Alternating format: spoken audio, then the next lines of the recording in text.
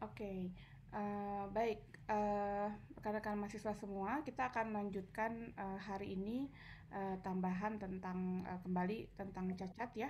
Kita lanjutkan. Kita coba full screen dulu. Masih terlihat sebagai full screen? Terlihat, Bu. Oke, makasih ya. Terlihat. Oke, jadi kemarin kita review sedikit cacat itu selalu ada ya di dalam zat padat. Dan seperti misalnya ini ada pemodelan, jadi ada dua tempat gitu ya, mungkin nggak full, jadi dibuat yang hanya cukup untuk satu lapis uh, tebalnya si kelereng. Kemudian kalau kelerengnya tiba-tiba dimasukin dengan apa ya, dengan cepat gitu ya, ternyata ada satu yang kosong gitu. Kemudian mungkin bengkok-bengkok sini ada juga satu yang dia ngegeser sedikit gitu ya. Nah kayak gitu, jadi mungkin ini contoh simulasi tentang vakansi. Uh, Nah, cacat itu pasti selalu ada di dalam kehidupan sehari-hari ternyata ya, di dalam material, dan malah kita membutuhkan itu. Kalau kita punya kristal yang strukturnya sama persis dan dia ideal dari sini ke sana gitu ya secara tiga dimensi, justru sifatnya itu tidak diinginkan. Nah, kenapa ya itu ya? Kita tunggu sampai mungkin setelah kita belajar perilaku mekaniknya. Nah, cacat itu ada tiga apa empat ya, harusnya tiga empat macam ya. Ada cacat titik, kemudian yang berhubungan dengan satu atau dua atom seperti ini harusnya, um, ya seperti ini harusnya, yang ini ya, ini harusnya berisi tapi dia kosong gitu. Ada juga mungkin cacat yang dia kosong sedikit di sini, dia bergerak ya, nggak rapih gitu. Harusnya ini harusnya rapih ke sini, tiba-tiba dia apa ya, kegeser sedikit, keselip sedikit gitu. Ini kan kelihatan agak agak beda, yang sebelah sini sama yang ini tuh ada kayak beda beda beda slipnya gitu sedikit gitu ya. Nah, jadi cacat ini ada juga cacat linear. Hari ini kita akan lanjutkan dengan cacat linear. Ada cacat planar bidang, dan ada cacat volume. Jadi ada empat ya sebenarnya. Kita lanjutkan. Ya. Oke. Nah, kemarin juga di cacat titik ada berapa jenis kemarin?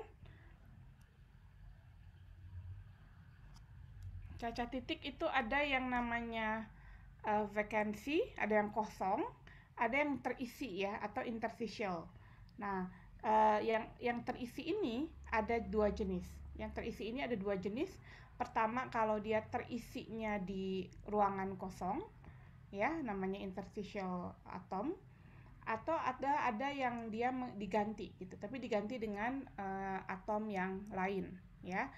Jadi bukan misalkan ini Cu, ini sama Zn, ukurannya mirip-mirip. Nah itu bisa, itu adalah jenis interstitial juga.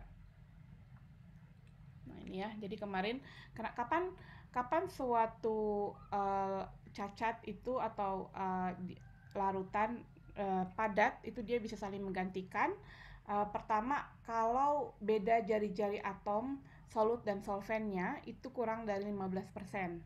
Jadi kalau antara Cu sama nikel ya, nih Cu sama nikel, jari-jari atomnya 0,128, yang satu 0,125, mirip-mirip ya, kurang 15%. Kemudian elektronegatifannya juga mirip. Nah itu dia bisa jadi apa namanya, jadi substitusional, dia saling menggantikan gitu. Artinya di larutan solid solution atau larutan padat Cu dan Ni itu dia bisa bisa bervariasi dari 0% Cu sampai 100% Cu. Jadi semuanya dia bisa larut gitu. Nah, kemudian mana lagi ya? Nah, di sini juga ada spesifikasi komposisi. Uh, di spesifikasi komposisi ini konversi ya. Nanti kalian juga bisa lihat buku, bisa kalian gantikan, bisa kalian hitung bagaimana menghitung dari berat ke atom, berarti melibatkan persen weight dengan melibatkan juga nomor atom dan sebagainya ya. Atau itu silahkan dilihat, nggak akan dijelaskan di sini. Nah, sekarang kita akan masuk ke cacat yang kedua, yaitu cacatnya adalah cacat garis ya. Jadi Anda bayangkan ini adalah bola-bola yang panjang, bola-bolanya tuh sampai belakang ya. Jadi ke sini ya, nah, belakang. Nah, kemudian ini ada satu 2 3 4 5 6 7 7 7 7 baris ke belakang, satu 2 ya ke belakang. Ini 7 baris, ini 7 baris. Nah, tapi kalau sampai sini ini ada yang kosong satu ya. Jadi 6 1 2 3 4 5 6. Nah, ini dia hilang satu nih di sini. Nah, kalau hilang satu di sini dia disebutnya adalah dislokasi ya. Nah, dislokasi adalah cacat linier, cacat kristal linier, yaitu satu dimensi yang dikelilingi oleh atom-atom yang menyimpang keluar dari barisannya gitu. Nah, karena ini kosong, otomatis si si atom ini sama atom ini dia akan saling tarik menarik ya. Kalau dulu asalnya kan yang kalau di sini dia keganti ketutup sama si ini ya, ada kehalangin sama si yang atom tengah. Tapi karena di sini nggak ada, maka akan ada ikatan atom. Jadi yang garis-garis ini merepresentasikan kira-kira ikatan atom. Jadi dia akan ketarik ke tengah gitu. Dislokasi juga banyak di dalam material sehari-hari. Nah, apa saja dislokasi itu? Dislokasi ada yang disebut dislokasi tepi atau edge dislocation, yaitu dia cacat linier yang dia berpusat di sekitar garis yang terbentuk sepanjang susunan bidang setengah dan susunan atom. Jadi kalau kalian bayangin, ini ada satu box kotak ya. Anggap satu kotak ini adalah satu atom, gitu ya. Kemudian tiba-tiba dia hilang satu gitu ya. Jadi di sini dia kegeser. Nah, jadi dislokasinya dari sini ke sini, ke dalam ya, dari dalam masuk ke dalam. Jadi dia adalah cacat garis gitu. Jadi dislokasinya adalah ke sana gitu. Nah, ujung bidang adalah garis dislokasinya adalah mengumpul ya. Jadi atom-atom di atas garis dislokasi itu akan mengumpul, sementara atom di bawah dislokasi adalah menjauh. Nah, kemudian bidang setengah ada di bagian bawah di sini, bagian bawahnya sini, gitu ya. Itu adalah dislokasinya. Kemudian ada lagi jenis yang kedua adalah dislokasi screw atau screw dislocation. Itu biasanya terbentuk kalau dia tegangan geser. Tegangan geser itu kalau dia dikasih beban tapi memuntir atau menggeser gitu. Jadi kegeser ya, kayak apa ya, kayak kita punya punya logam gitu, kemudian kita puntir ya, misalkan pakai alat berat terus dia dipuntir begitu, tegangan geser. Nah, jadi ini adalah kira-kira dari contoh yang bidang yang tidak samanya itu. Jadi jejak spiral atau tangga di sekitar garis dislokasi pada bidang-bidang susunan atom. Nah, ini jadi kalau bidang tegak lurusnya ada di sini. Mungkin cacat garis juga ya, walaupun dia bentuknya seperti kurva. Begitu. Nah, dislokasi ini kemudian contoh lain yang lain. Jadi yang tadi adalah cacat garis. Nah, sekarang cacat bidang. Cacat bidang itu adalah disebut juga kita sebut mungkin cacat antarmuka ya. Cacat antarmuka itu batas dua dimensi yang atau kalau di sini interfacial defect, batas dua dimensi yang memisahkan bagian-bagian dengan struktur kristal atau orientasi dengan kristalografik berbeda gitu. Itu adalah cacat antarmuka. Kadang-kadang dia beda, yang mungkin satu orientasinya ke sini, yang satu orientasinya ke sana, berarti itu adalah cacat muka.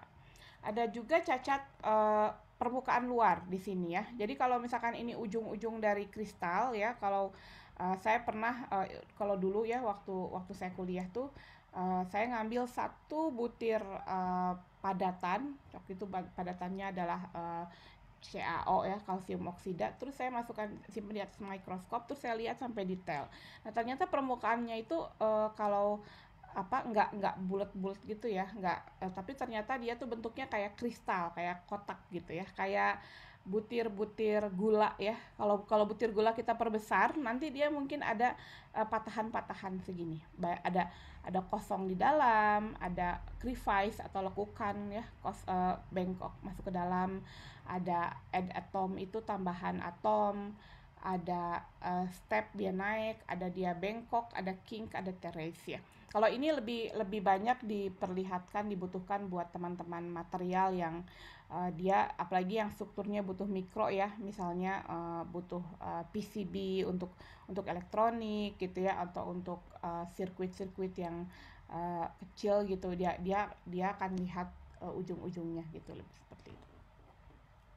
Nah, ini cacat bidang ya. Ini contoh lain adalah batas butir atau grain boundary. Di minggu pertama empat disinggung apa itu grain boundary.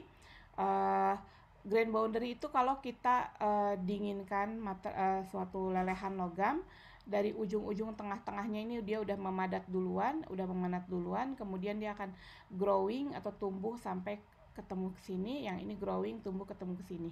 Nah, karena ini dan ini orientasinya beda, kalau Anda lihat misalkan ini lurusnya ke arah sini, begitu kena batas butir dia akan turun ke bawah gitu.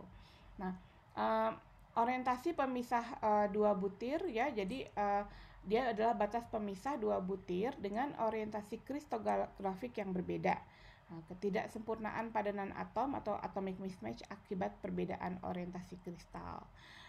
Di batas sudut yang bersudut kecil, ini namanya tilt boundary, sudutnya sedikit ya. Nah, ini kalau ini adalah kalau yang angle-nya lebih besar. Ini adalah angle-nya lebih besar. Kemudian apa pengaruhnya dari grain boundary ini? Nah, grain boundary ini nanti akan berpengaruh pada kekuatan gitu. Nah, jadi kalau misalnya kalau kita punya atom, saya bisa gambar sini nggak ya? Kayaknya kurang enakan ya, saya kalau full. Misalkan uh, saya punya atomnya dia misalnya misalkan dia bulat-bulat gitu ya.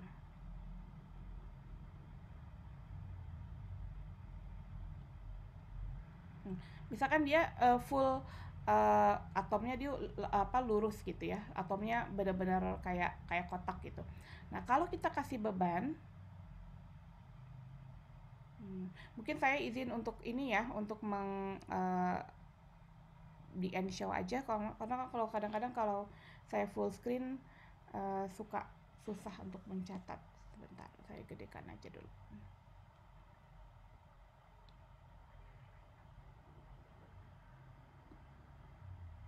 Gitu ya.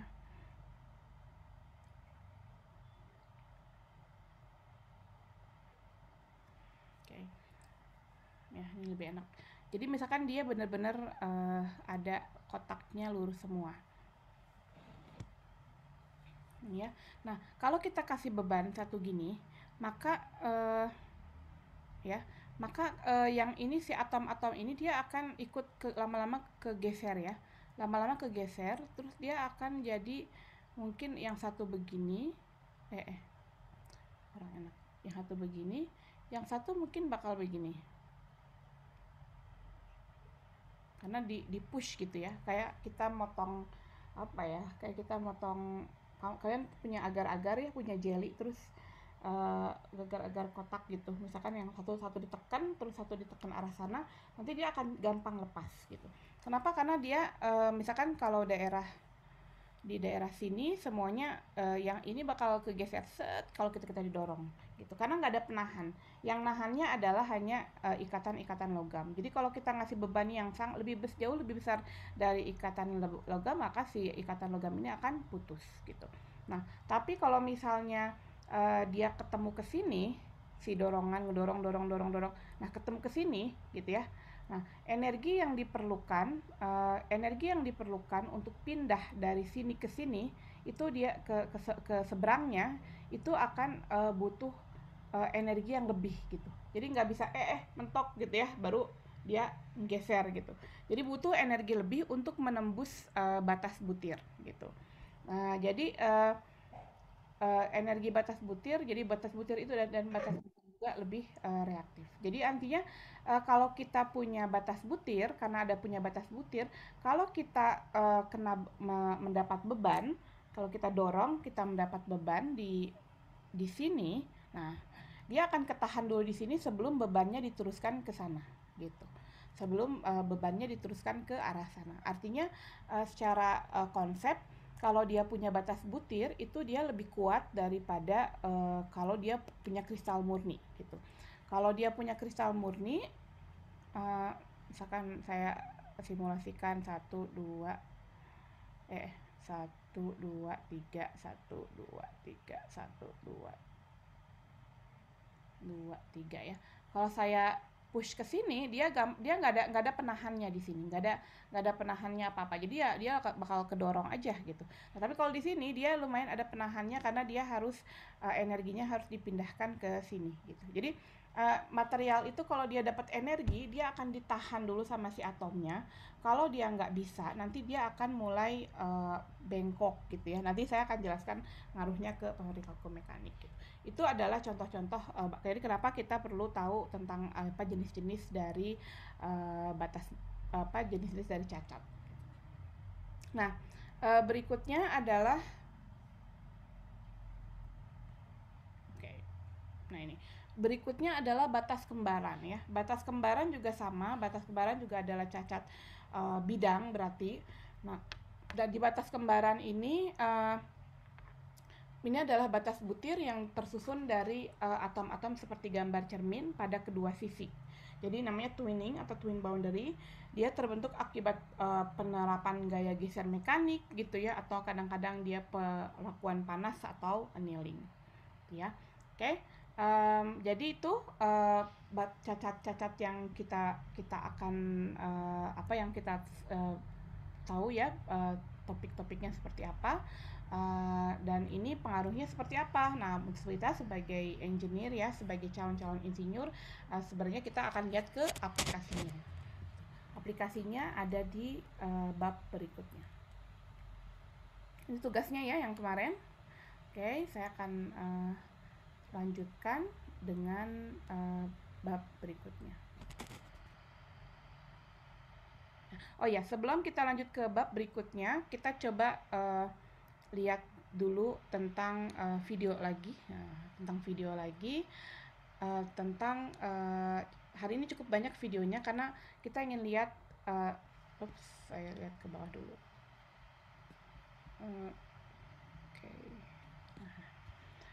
Kita akan lihat apa itu. Yang pertama kita akan lihat video tentang linear defect, jadi tadi cacat linear, dan pengaruhnya ke plastic deformation ya. Oke, kita tonton sama-sama. Kita lihat dulu yang tadi yang saya udah jelaskan, kita lihat seperti apa lebih penguraiannya. Hello again. We're back now in Kemper Hall. Here on the University of California, Davis campus. And today we're in the teaching laboratories for the material science program here at UC Davis. And we're going to actually have a number of our segments here in that this is a laboratory in which we measure a number of important properties, especially mechanical properties of these materials. And we also will spend some time talking about how we manufacture materials. In some simple experiments that illustrate making things fast and slow, ways in which we're able to understand the nature of microstructures in materials, those maps that tell us what phases are present and how that affects the behavior of these important materials, and then also how we're able to affect those microstructures and the subsequent properties of the material by a controlled temperature time history. So we make things slowly, sometimes in equilibrium states, and also sometimes very fast in order to affect those properties in advantageous ways. And so now we'll begin with the discussion of atomic structure leading to a particular mechanical property. Remember, in our very first thing, we talked about how important in material science is the basic concept that structure leads to properties. So this time, we're going to talk about how a particular crystal structure defect, a dislocation, is the basis of plastic deformation.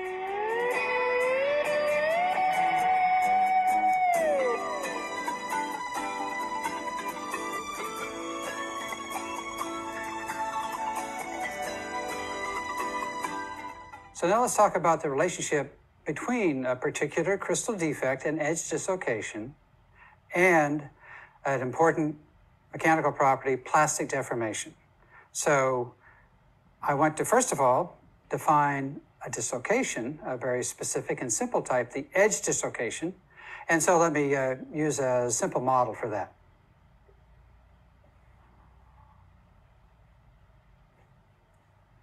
So in this simple stick and ball model, we have a definition of really the simplest type of dislocation or linear defect that is common in structural materials that can lead to plastic deformation.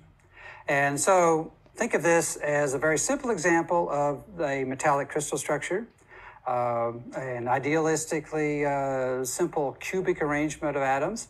And what we've done here in this colored area, this blue colored set of atoms in the middle, to highlight the fact that if you look closely, we've squeezed in an extra half plane of atoms. And the net result is that the bottom of this, the line that defines the bottom of that extra half plane of atoms, is the edge dislocation, literally the edge of that extra plane. So the idea is that if we look at a segment of a perfect crystal and make a simple loop around that perfect crystal and come back to the point that we began, and then contrast that with the dislocation area and draw a loop around that, we find that we will not come back to the point of origin, but instead have a closing vector. And that so-called Berger's vector is the basis of quantifying this linear structure in a mathematical way. Now, the bottom line of the relationship of this to mechanical performance is the movement of those linear defects, those dislocations through a crystalline material, is the basis of plastic deformation. And we're going to look at a video segment that will describe that relationship. Again, as we saw early on in our list of 10 things in our very first segment, we talked about how in material science, structure leads to properties. And so in this very important example of the basis of the plastically deforming, especially metallic structural materials, it's this linear defect that provides that deformation. Oke, jadi tadi betul gambarnya ya yang lebih 3 dimensi tentang dislokasi. Ya, selanjutnya kita lihat tentang apa itu plastic deformation ya tadi ya. Kita coba tonton sama-sama. Ini udah masuk belum ya atau oh ya kita coba tonton. And so here's that video clip. And if you watch closely, I think you'll see clearly the relationship between this structural feature, the edge dislocation, and the ability of metals to deform plastically. Well, let's do a similar sort of atomic scale explanation for plastic deformation. How does that occur? Well, first of all, we should take a look at how it does not occur. It does not occur simply by moving half of a crystal past another half of a crystal in one complete move. So again, if we're distorting a material over a significant scale where we can measure plastic deformation, see an extensive amount of permanent deformation, we're doing so by moving millions and millions and billions of atoms from their stable position in the unstressed state. Just think of the can of soda, which when empty you might crush in your hands. It's a very thin aluminum alloy in most cases and easily deformable, and might end up being something you just crush without much physical effort. So you can think of all those aluminum atoms that are being distorted from their original position because of the force that you're applying to that thin metal foil that forms the can body. Well, one way that might have happened, but I can assure you did not, is that for each atomic step of distortion, we could have simply taken half of a crystallite and moved it 1 unit cell dimension from its original position. So in other words, we would have had to have broken, and let me maybe erase this to let us get back to that interface that we created here.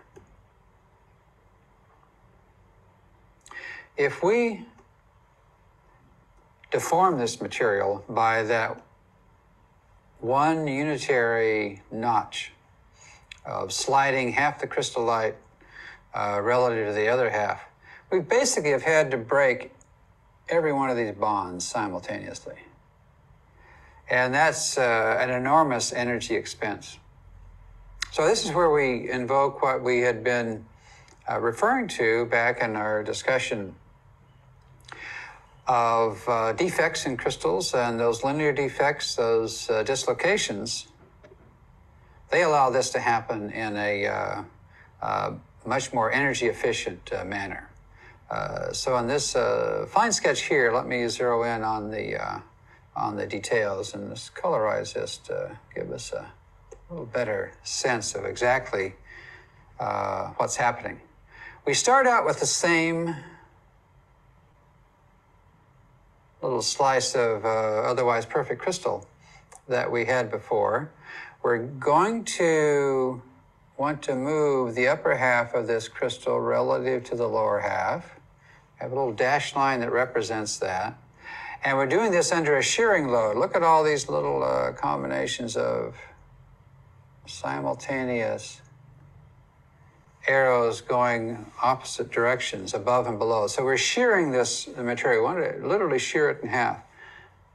Now, in the previous slide, we tried to shear it in half, again, by moving breaking all those bonds simultaneously, moving all of the upper half atoms past the lower half atoms. And again, at a very high per unit area energy cost. Now what we have done is simply to not even break, but just to distort locally the bond in this area right here. So if I could just maybe go back to our black color and make an equivalent of that. Oops, let me erase my little extra dot there. So what we've done here, we've started, forget about drawing all the little atoms. Let's just draw the atom planes here vertically that are involved. We have 5 rows, right? So what we have done here in this second one is just to locally distort things around this area and create what is that familiar image from our discussion of linear crystal defects. And we now have still pretty much perfect crystal over here on the right side of the thing, but now we've got an edge dislocation. So we have what was in those earlier formal definitions of the edge dislocation. That extra, and let's again colorize this guy. We have that extra half plane of atoms, right? So now we're going to continue to move that dislocation across the system. So once having been formed, we'll again come in And we'll just not break bonds as much as just slightly reform things in this area. And then in the next step, we now have, again, this lower half plane that's been skewed off to the left a bit. And now we're going to continue, reform a continuous line there, but our extra half plane is now over here. Okay, and so now if we go back again, just to highlight this, we've now moved our dislocation over to that point. And then in the next one, we've nudged it over to this point under, again, this constant shearing stress. And then it's moved over to this point. And then finally, it pops out on the other side. And now we've done the same thing that we had tried to do in the first case at a great energy cost, but now by slowly and patiently, not even breaking, but just reforming these local bonds around this, now what we've created is this dislocation structure. We've nudged that deformation along until we have that same net 1 unit cell offset here. The exact same image as we saw in the previous slide, but again, at a much lower energy cost. The amount of stress that would have been necessary in the shearing action, and I guess to be consistent with our friends from continuum mechanics, we usually call that tau, that shearing stress would have been something that was substantially greater than in this case back here, where we can again nudge along that edge dislocation at much lower energy. Oke, baik. Jadi itu penjelasan tambahan tentang dislokasi ya. Jadi di dislokasi itu nanti akan membuat deformasi ya, deformation. Deformation itu artinya membengkok ya, kayak kalau kalian bisa punya satu kaleng minuman ya, Coca-Cola misalnya, terus kalian lebih gampang di crush, itu dia akan lebih membengkok. Kadang-kadang kita butuh juga untuk yang agar logam itu bisa lebih gampang dibengkokkan ya, biar nggak keras gitu. Oke. Nah, nanti kita akan balik lagi berikutnya ke bagian plastik deformasi di bab ini. Selanjutnya kita akan masuk ke perilaku mekanik logam. Ya. Nah, di perilaku mekanik logam ini akan kita akan lihat dulu tadi struktur leads to property. Jadi struktur berpengaruh ke sifat. Nah, gitu ya. Nah, jadi kalau kita sudah punya logam gitu ya, misalkan kita punya apa? Punya tangki ya, punya reaktor. Nah, kira-kira si reaktor itu diapain ya? Berarti dia harus misalkan dia harus disimpan di nggak boleh terlalu bawah, berarti dia simpan di misalkan 1 meter di atas tanah gitu ya, dan di bawahnya perlu ada fondasi. Nah, berarti perlu ada logam-logam atau besi yang menjadi fondasi gitu. Kemudian si tangkinya berarti untuk menyimpan fluida, harus dengan beban sekian gitu ya, dia harus withstand the load ya, jadi harus bisa tahan dengan bebannya gitu ya, berarti ditekan gitu. Atau kadang-kadang bisa juga kalau kita punya tower ya, kalau kita punya tower misalnya kolom disilasi, kolom tinggi 40 meter misalnya.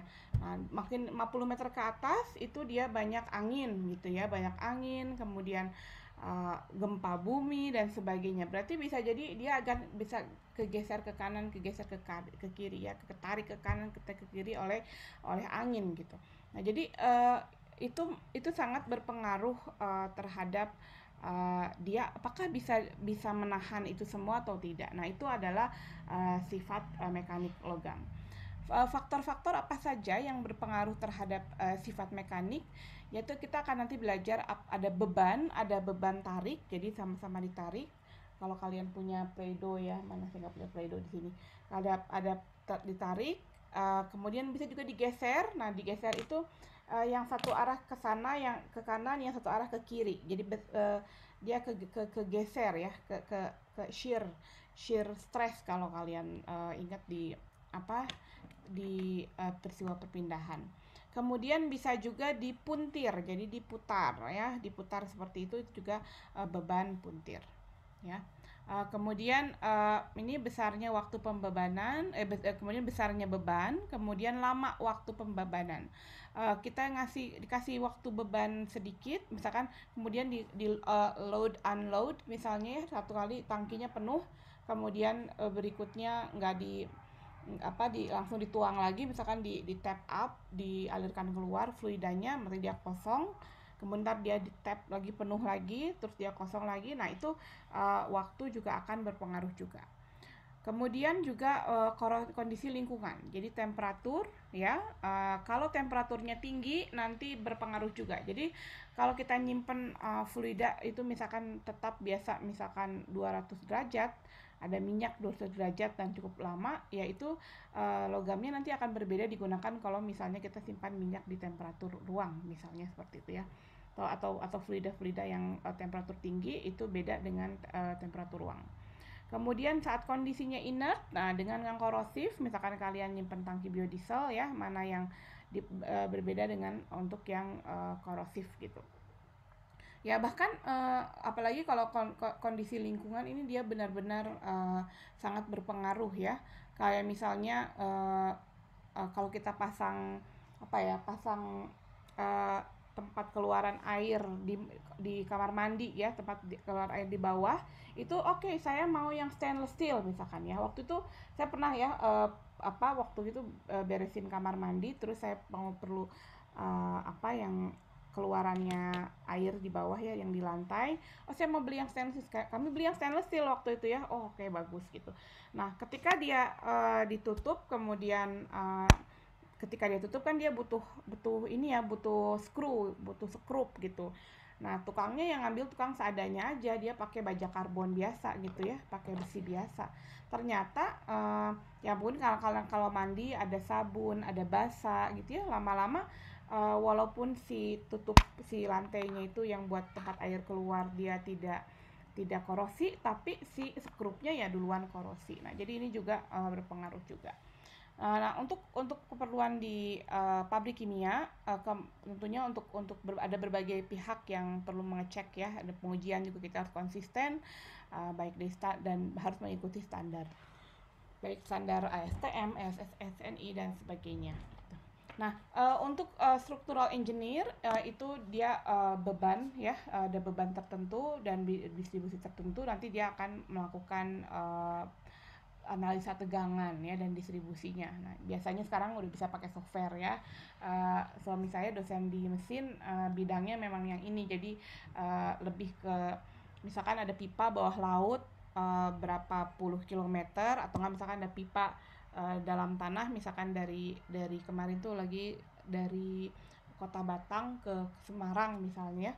Nah, terus dilihat dia mengalirkan pipa gas misalnya, kemudian dilihat analisa tegangannya kayak gimana gitu. Itu udah bisa pakai software, pakai finite element namanya ya. Kalau kalian tertarik cari tahu tentang finite element, itu bisa untuk melihat-lihat untuk pemodelan rata-rata gitu. Nah, jadi kemudian misalkan pipa yang digunakan dengan pipa gas, misalkan gas LNG, gas dari LNG ya, dengan pipa proyek misalnya untuk geothermal, nah itu beda lagi gitu, karena geothermal mungkin jauh lebih korosif dibanding dengan yang LNG. Ini adalah structural engineer baik dari orang sipil atau orang mechanical. Nah, itu lebih ke struktur ya, lebih ke struktur. Nah, sementara kalau dari material atau metalurgi itu adalah lebih ke produksi dan fabrikasi bahan sesuai dengan persyaratan dan analisa tegangan. Jadi ketika kita akan menegakkan si kolom distilasi atau menegakkan tangkinya mau dipasang, ketika kita akan commissioning, kita juga harus lihat gitu ya, fabrikasinya gimana, penyambungannya gimana, kemudian lasnya gimana gitu. Karena kadang-kadang kalau di bagian pengelasan, karena pasti logamnya beda dengan yang si logam aslinya. Itu bisa jadi kadang-kadang sudah jadi kritik-kritik untuk sifat mekanik logamnya, jadi lebih kurang kuat ya dibanding yang tempat lainnya gitu, dan juga lebih tidak tahan terhadap korosi. Oke.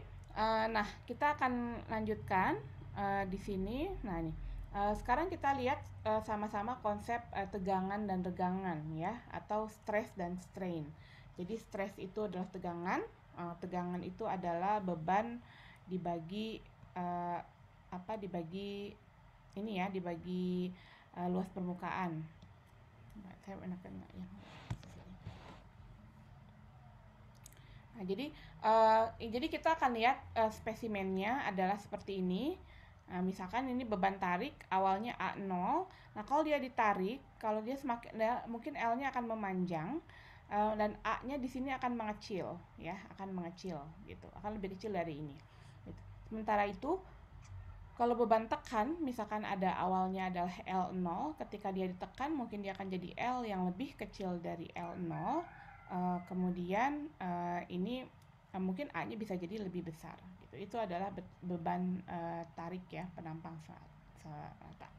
Nah, kemudian selanjutnya adalah ada beban geser. Nah, yang satu tetap dibuat tetap, sementara yang ini digeser ke arah sana sehingga ada delta. Deltanya di sini.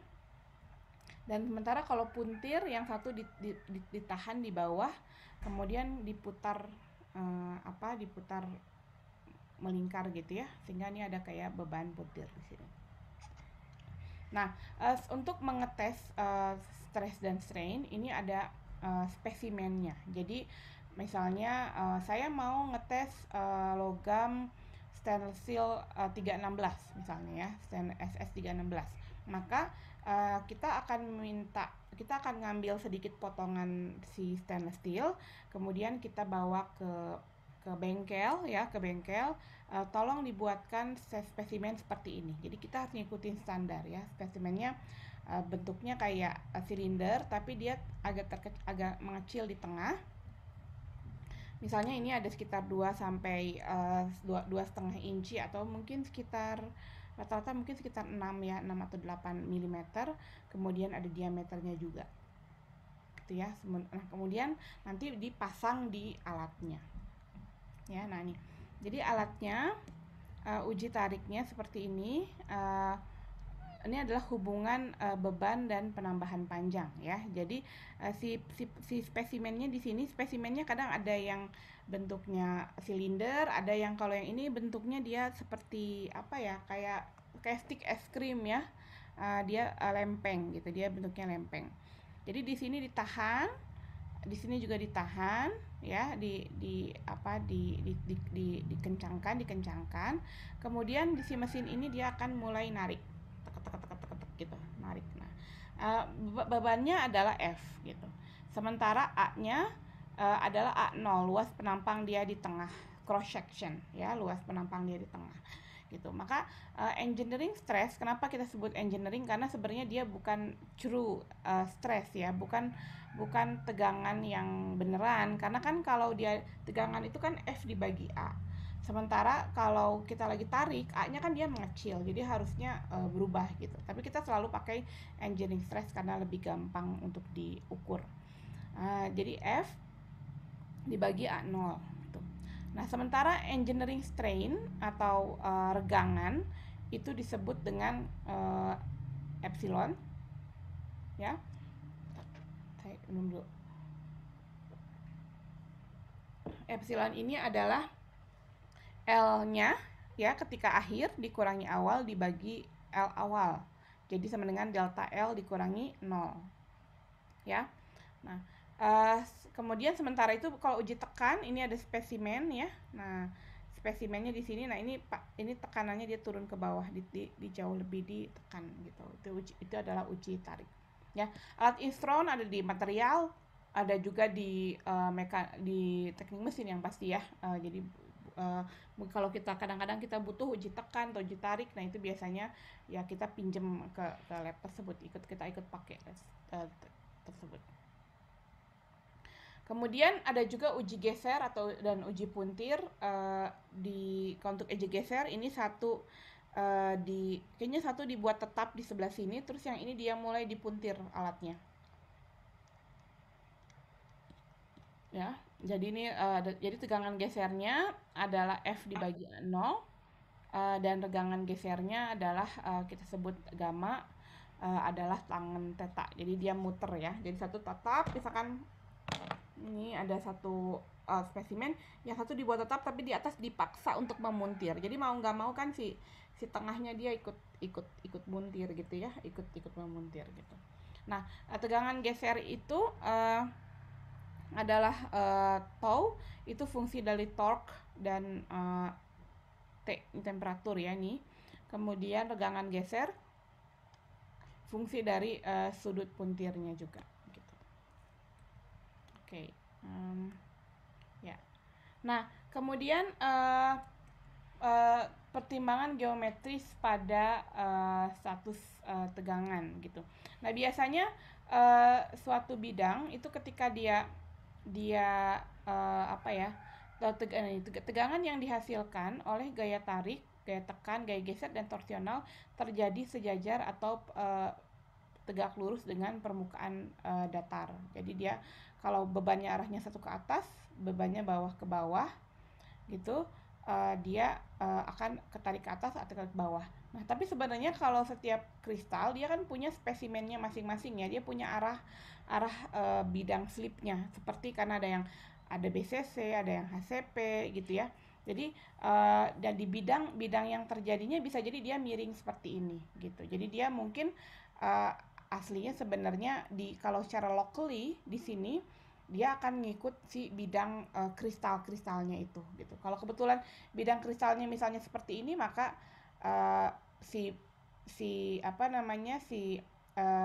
tegangan tadi nanti akan jadi divektorkan, jadi ada ke arah ke sini sama ada arah ke sini. Jadi ada tegangan, jadi sebagian akan jadi geser, sebagian akan jadi tarik lah, kira-kira seperti itu. Jadi walaupun kita tarik ke sini gitu ya, ke atas sama bawah, belum tentu kan kalau struktur kristalnya sama persis gitu, tegak lurus dengan beban. Bisa jadi struktur kristalnya dia miring seperti ini begitu. Oke. Nah, selanjutnya adalah ini ya. Kita lihat kita lihat deformasi elastik ya. Deformasi, kenapa kalau yang disebut dengan deformasi elastik seperti karet, saya punya karet rambut nih ya. Nah, kalau deformasi elastik, kita misalkan tingginya awalnya segini ya. Terus saya tarik nih, jadi lebih panjang ya. Nah, kalau saya lepas, dia balik lagi seperti semula kan, ya, balik lagi seperti semula. Terus saya tarik lagi, itu, kemudian saya lepas, dia balik lagi seperti semula. Nah, kalau kalau suatu benda ditarik, kemudian begitu dilepas itu dia kembali seperti semula, itu namanya sifat elastik, kayak karet, ya. Logam dia juga punya sifat elastik. Nah, jadi kalau logam itu dia punya sifat elastik, yaitu daerah sini. Nah, kalau misalkan dia dapat load atau beban, dia tambahin tegangannya dinaikkan di daerah sini, maka dia akan meregang, strain ya. Dia akan naik sampai ke atas di sini. Oke, dia naik ke atas gitu. Nah, kalau misalnya dia lepas, itu sebenarnya biasanya dia balik lagi ke awal. Gitu. Itu sifat elastik. Sifat elastik itu terjadi karena ketika dikasih beban, dia yang meregang adalah si ikatan-ikatan atomnya. Jadi kayak karet ya jadinya ya. Jadi kayak karet gitu, tarik ke bawah gitu. Nah, gitu. Nah, jadi ini tegangan fungsi dari regangan gitu ya. Jadi hukum elastik itu jika beban dilepas maka dia kembali ke asalnya. Namanya berarti sigma sama dengan E dibagi epsilon ya, hukum Hooke. Nah, maka E itu adalah modulus elastisitas atau modulus Young, yaitu juga ukuran dari kekekaran gitu. Nah, jadi kekekaran atau stiffness itu ukuran dari E ya. Jadi slope-nya. Nah, semakin dia susah mulur, ya susah meregang, berarti dia makin kekar ya, makin bukan makin kuat, tapi makin kekar gitu. Dia tetap dibentuknya seperti itu. Kalau dia masih bisa lebih bisa ketarik panjang, itu dia bisa balik lagi semula ya. Sebenarnya untuk ini saya dulu kalau beberapa tahun lalu tuh ada video ya biar lebih kelihatan seperti apa. Tapi itu masih ada di masih ada di kuliah ITB ACID. Jadi saya masih harus pindahin ya untuk pengayaan, coba bisa saya masukkan ke EduNext. Nah, karena nih ikatan kekuatan ikatan atom ya. Jadi karena keikatan atom. Kalau polimer kalau polimer kekuatan antar atomnya dia paling lemah. Jadi dia paling bisa meregang gitu. Nah, kalau sementara yang paling kuat ikatannya adalah keramik, maka dia jadi makin kekar. Jadi dia mau ditarik gimana juga ya susah gitu ya. Kalau kalian kayak tim building ya, mainan tim building, kalau kalian misalkan tarik satu tapi kalau kalian harus ya bergabung gitu ya, dia nggak akan bisa keluar gitu. Nah, sementara mirip juga sebenarnya untuk tegangan geser. Jadi di mana tau tegangan geser itu sama dengan modulus geser dikalikan dengan tegangan gesernya. Ada juga yang disebut dengan unelasticity. Nah, ini ya. Unelasticity itu adalah time dependent elastic behavior. Jadi elastik yang tergantung dari waktu. Misalkan ini strain dia akan beda-beda ya. Jadi dia nggak lurus tapi dia bengkok. Contohnya adalah viscoelastic behavior nanti kalau kita belajar tentang polimer. Nah, berikut ini adalah data-data mekanik sifat mekanika dari beberapa logam. Ini ada dia juga fungsi dari temperatur ya, modulus elastisitas ini. Misalkan tungsten, kemudian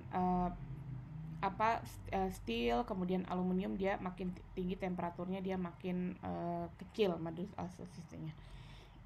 Kemudian ini contoh juga jenis-jenis modulus elastisitas dan modulus geser gitu. Nah, nisbah Poisson itu Poisson ya atau Poisson ratio itu adalah delta Y dibagi delta X. Jadi ini itu adalah delta Y dibagi delta X.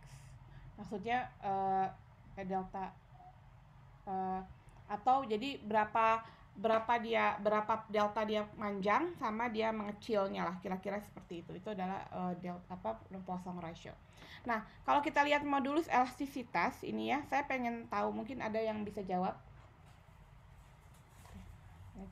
Mungkin ada yang bisa jawab, kira-kira logam mana yang paling kekar?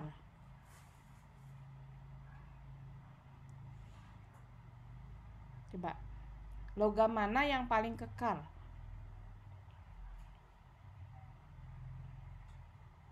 Coba kita lihat lagi ya ke berikutnya ya. Logam yang paling kekar adalah dia yang punya ya, modulus elastisitas atau modulus Young. Ya. Oke. Nah, sekarang kira-kira logam mana yang dia paling kekar, yang stiffness-nya paling tinggi? Mana logam yang punya kekakaran yang paling tinggi?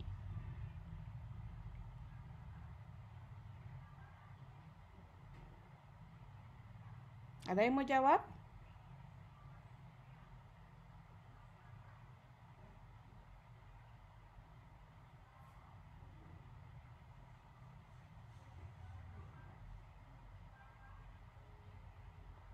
Halo?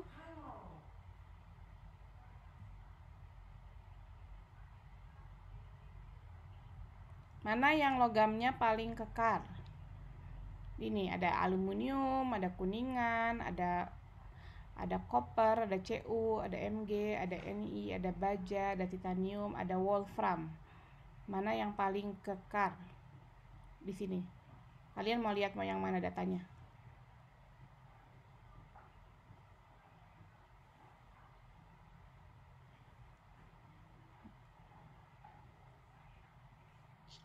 Yang itu bukan Bu yang Wolfram ya? Wolfram ya, Bu? Tuh ya, wolfram ya. Wolfram paling besar, paling kekar karena dia modulus elastisitasnya dia paling tinggi, 100 ya. Oke. Nah, jadi nanti kalau ujian juga sama ya. Kalau ujian tuh bakal banyak data gitu ya. Pokoknya open book gitu, tapi nanti disuruh cari yang mana gitu ya. Berarti betul wolfram. Ada yang tahu aplikasinya dari wolfram atau tungsten? Itu biasanya dia ada di lampu pijar, di bagian kawat-kawatnya ya, lampu pijar itu dia wolfram tuh di situ atau tungsten. Oke. Bentar ya, saya tutup pintu sebentar.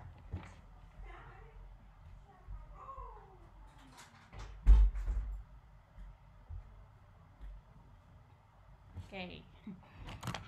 Ya, oke ya. Nah, sekarang jadi itu jadi dari data modulus elastisitas kita bisa tahu mana yang paling kekar. Nah, biasanya nanti kalau Anda bandingkan lagi dengan keramik, itu pasti modulus elastisitasnya keramik pasti jauh lebih tinggi. Artinya dia very stiff ya, sangat-sangat kekar gitu.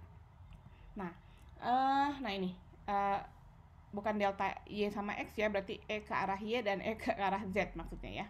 Nah, yang tadi yang di sebelah sini, nah ini Poisson ratio, itu adalah perbandingan regangan ke arah Y dibagi dengan perbandingan ke arah X. Jadi ke vertikalnya yang searah dengan beban dibagi dengan regangannya deltanya ke arah yang tegak lurusnya ya. Jadi kalau kita lihat di sini, kalau kita misalnya ini ada tegangan tarik ke arah sumbu Z ya. Kemudian dia penyempitannya misalkan ke arah sumbu X sama Y gitu. Nah, jadi Poisson ratio itu adalah delta ergangan X terhadap Z atau ergangan Y terhadap Z. Sorry ya, berarti terhadap ke tengah dibagi yang panjang. Balik berarti saya ya. Bukan yang panjang dibagi yang tengah, tapi yang dia menyempit dibagi yang ke arah panjang gitu. Itu ada Poisson ratio. Jadi kalian bisa kalau kita lihat data-data dari Poisson ratio itu, saya sambil hapus aja yang tadi karena tadi salah. Ya ini nah ini jadi rata-rata 0,3, 0,4 gitu ya, 0,29 sebagainya. Ini untuk melihat kalau dia ditarik mana yang ke arah memanjang dan mana yang ke arah menyempitnya. Nah, itu dia dari Poisson ratio. Nah, kemudian ada juga hubungan antara modulus geser, elastisitas dan nisbah Poisson. Itu adalah G ya, tadi tegangan geser 1 ditambah V atau Poisson ratio. Dan misalnya rata-rata untuk logam tegangan gesernya adalah modulus gesernya adalah sekitar 0,4 dari modulus elastisitas ya. Coba kita lihat lagi tadi kalau misalnya modulus elastisitasnya misalkan 69, dia 25 gitu ya. Kalau dia sekitar Cu 100-an, ini sekitar 40 sekian. Jadi mungkin sekitar plus minus 0,4-nya gitu perkiraannya. Ini empirik saja. Nah, untuk bahan polikristalin yaitu silogam ya pasti isotropik, pasti dia Poisson ratio-nya ya oke, dia bentuknya isotropik ya. Tapi kalau misalkan dia bentuknya anisotropik kayak bambu, saya punya sisir bambu ya, punya sisir bambu nih. Di sisir bambu ini dia kan alurnya ke atas ya, berarti mungkin dia jauh lebih kuat kalau dia ditarik ke atas dibanding ditarik ke sana gitu, karena arah seratnya dia ke atas gitu, jauh lebih ke atas. Nah, kemudian jadi itu adalah sifat elastik.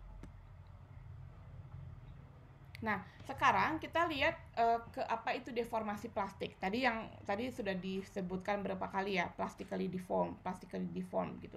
Apakah itu? Nah, kalau tadi di video Profesor Shackelford tadi untuk deformasi plastik dia harus memotong si atom. Nah, itu. Jadi kalau misalkan dia sampai patah atomnya dengan atau tetangga, kemudian dia pindah lagi ke atom tetangga yang lain, maka dia disebut dengan deformasi plastik.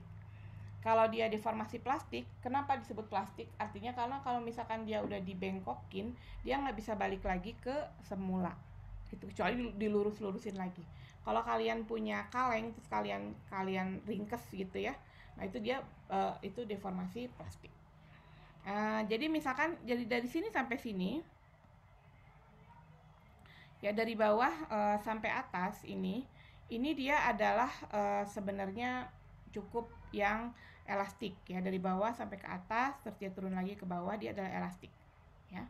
Nah, dari sini sampai sini, nah uh, itu adalah sudah mulai elastik sama plastik ya. Nah, jadi deformasi plastik adalah pemutusan ikatan antar atom tetangga dan pembentukan ikatan atom dengan atom baru pada tegangan lebih dari 0,05 gitu. Nah, padatan kristalin deformasinya itu karena slip tadi ya, yang gerakan dislokasi tadi yang patah geser lagi, patah geser lagi, patah geser lagi, patah geser lagi. Nah, itu adalah gerakan dislokasi itu. Yang tadi dijelaskan. Nah, sementara kalau padatan amorf itu di deformasinya dengan aliran viskos. Nah, kemudian karena susah ya untuk mendapatkan titik P ya, perubahan antara kapan dia elastik, kapan dia plastik. Ya kalau elastik tadi cuma meregang si atom-atomnya kemudian dia balik lagi. Kalau di plastik dia atom-atomnya sudah putus. Nah, jadi untuk sebagai sebagai konvensi ya, peraturan yang bersama, maka kita buat titik potong antara garis dan kurva elastik di sini. Jadi kita buat titik garis yang dia paralel ya dengan di sini nih, paralel dengan di sini. Dengan strainnya offsetnya adalah 0,002 sini. Kemudian kita buat garis yang sama sejajar. Kemudian ini akan nempel ke sini. Nah, maka ini adalah menjadi deformasi ini di sini kita sebut adalah yield stress atau kuat luluh ya. Jadi adalah kuat luluh. Kuat luluh adalah ini tadi karena dia 0,002. Saya masih agak susah menulis di sini, jadi saya akan coba. Jadi tadi kita sudah mulai properti yang pertama adalah stiffness. Masih agak susah ya, saya pindah aja.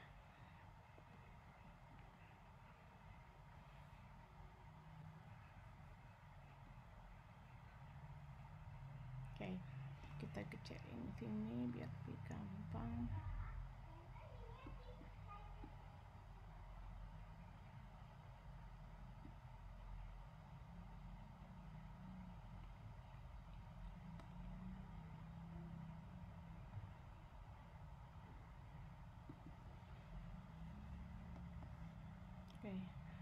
Jadi kita sudah belajar tentang stiffness ya. Stiffness itu tadi ukurannya dari apa?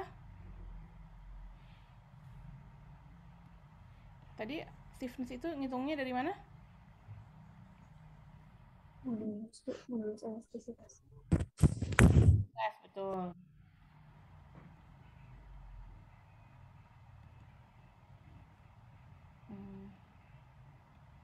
Modulus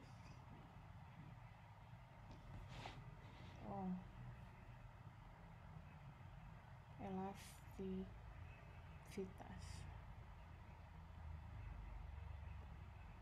Terus kita yang kedua belajar lagi tentang ini ya, yield stress atau yield.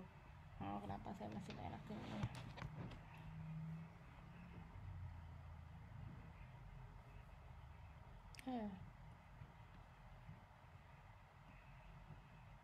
Yield stress, saya ketik aja deh. sini ya.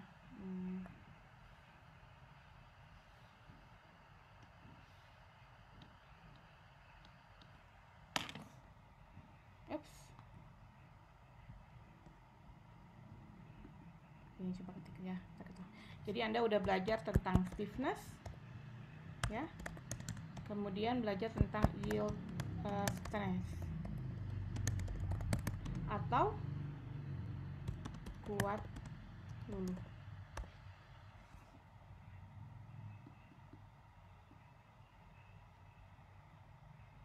Karena kenapa dia nggak hilang?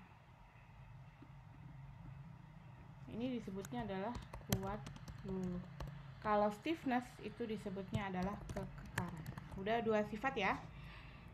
Selanjutnya adalah nah, kemudian tadi juga ada tadi ada regangan juga. Nah, tadi yang ukuran regangan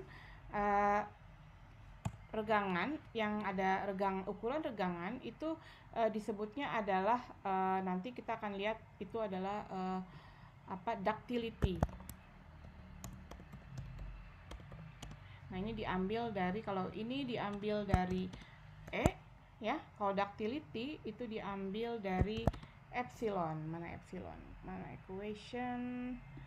Kita lihat simbol. Ini diambil dari ductility-nya, diambil dari regangan ya. Tadi kalau ini diambil dari ini, kalau dari E, kalau yield stress diambil dari apa? Namanya tadi?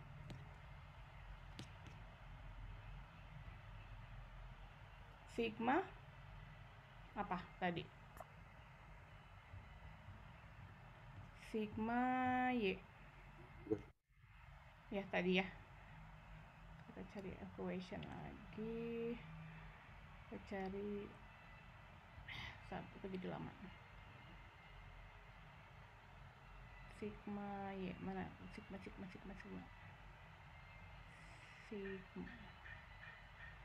Ini ya. Nah, dari sigma ya, gitu ya. Nah, jadi oke, jadi kalian udah tahu 3 ya, kapan itu dia jadi stiffness, kekekaran, kemudian apa itu ductility. Ductility itu ukuran kelenturan ya, kelenturan dia. Sebaliknya dari ductility adalah getas. Kalau getas dia brittle atau dia gampang rapuh ya, rapuh gitu. Nah, balik lagi ke sini. Kita lihat ini ya. Jadi maka untuk yield stress itu atau kuat luluh, kita ambil garis yang dia hanya 1%, 0,02, terus tarik ke sini, maka ini adalah yield stressnya. Gitu. Selanjutnya, nah, kita sekarang ini adalah gambar dari, kita full screen lagi aja. Saya nggak akan banyak terlalu nulis ya kayaknya. Nah, oke. Nah, sekarang kita tadi sudah dapat 3. Ini sekarang karena tadi kuat luluhnya berarti ada di sekitar sini ya, kuat luluhnya. Dari tegangan di titik P tadi yang kita tidak tahu ya. Nah, kemudian kalau untuk bahan yang daerah elastiknya tidak linear dan tidak ada strain offset, maka kuat luluhnya pada tegangan 0,0005 gitu. Nah, transisi elastik plastik jelas dan ada upper and lower yield point ya, namanya yield point phenomenon. Jadi kalau kita lihat di sebelah sini, dia tuh kadang-kadang dia kalau bebannya ditarik ya, ditarik, stresnya bakal naik ke atas. Nanti abis atas ini kadang-kadang dia jatuh jedek gitu ya, di itunya tuh di angkanya tuh, dan ada namanya lower yield point sebelum dia naik lagi ke atas gitu. Naik ke atas nanti terus ke bawah. Nah, kalau misalkan diperpanjang ke nextnya, nanti dia bentuknya akan seperti ini. Naik ke atas terus sampai dia di maksimum, terus udah gitu dia akan turun lagi engineering stressnya. Tapi aslinya sebenarnya di sini sudah ada necking ya, udah ada jadi leher ya, jadi leher, necking sampai neckingnya sampai jauh lebih kecil, dan di sini akhirnya terjadi fracture ya. Jadi kemudian tensile strength atau ultimate strength adalah tegangan maksimum yang dapat di-handle oleh si bendanya ya. Makanya itu adalah tegangan maksimum yang dapat ditanggung oleh bahan atau titik M ya. Dan jika tegangan sebesar kuat tarik tetap dikenakan, maka akan terjadi necking, penyempitan, kemudian ada fracture. Oke, sampai sini dulu. Jadi kita punya 3 dan satu lagi ya. Jadi ada 4. Tadi tambah dengan tensile strength ya. Nah, yang tensile strength tadi ini ditambah dengan tensile strength ya. Itu adalah kuat tarik ya. Jadi ini adalah kekuatan. Aduh, saya susah nulisnya.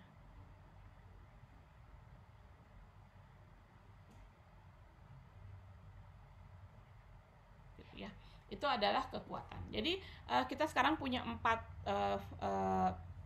properti, ada kekekaran, ada ductility, ada kuat luluh, dan ada kekuatan. Jadi kalau yield strength itu kuat luluh, tapi kalau tensile strength itu adalah kuat tarik. Biasanya itu yang dilihat gitu. Nah, menurut kalian ya, kalau kalian mau pakai mau milih logam yang dipakai untuk nyimpen tangki, kalian mau pilih di kuat luluh atau pilih di kuat tarik buat nahan beban? Kira-kira kalian harus beban tangki kalian harus maksimal daerah sini di bawah kuat luluh, atau masih boleh di atas kuat luluh tapi di bawah kuat tarik? Menurut kalian mau nyimpen di mana? Mau di sini atau di sini?